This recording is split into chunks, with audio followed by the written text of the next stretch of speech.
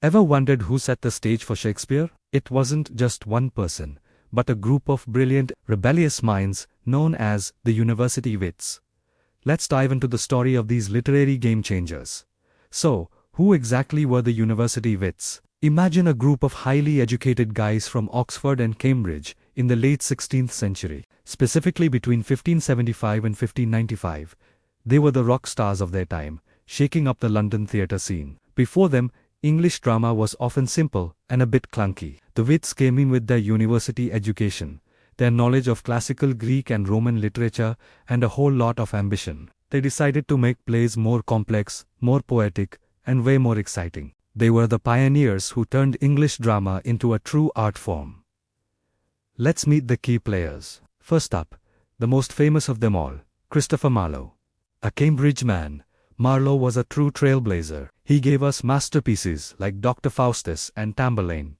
His biggest contribution, he mastered the use of blank verse, that's unrhymed iambic pentameter, which became the standard for English drama. It gave dialogue a natural, yet powerful and poetic rhythm. Shakespeare owes a huge debt to Marlowe for this. Next, we have Robert Greene, another Cambridge graduate. He was a versatile writer, known for his romantic comedies like Friar Bacon and Friar Bungy. But he's also famous for being a bit of a hater. In one of his pamphlets, he famously attacked Shakespeare, calling him an upstart crow for daring to think a mere actor could write as well as university-educated men like himself. A little jealousy, perhaps.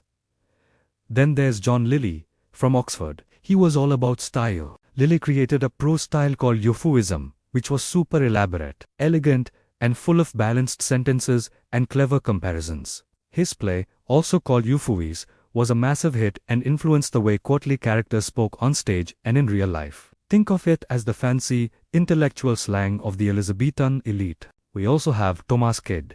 Now, his university background is a bit debated, but he's always grouped with the Wits because of his immense influence. His play, The Spanish Tragedy, was a blockbuster. It basically invented the revenge tragedy genre. A ghost demanding revenge, a play with inople, lots of dramatic deaths. Sound familiar? Yup, Shakespeare's Hamlet follows this exact formula. Kyd set the blueprint. Let's not forget the others. George Peele from Oxford was known for his elegant courtly dramas. Thomas Lodge, also from Oxford, wrote a romance called Rosalind, which gave Shakespeare the entire plot for his famous comedy, As You Like It. And Thomas Nash, from Cambridge, was a master of satire, writing sharp pamphlets and the first picaresque novel in English, The Unfortunate Traveller. So, what are the key features that tie their work together? First, as we mentioned, the use of blank verse, especially by Marlowe, made dialogue sound both epic and real. Second, they brought in classical themes and structures from Greek and Roman literature, adding depth and sophistication. They also developed both tragedy and comedy, pushing the boundaries of what these genres could do. Their language was rich, rhetorical, and full of poetic flair.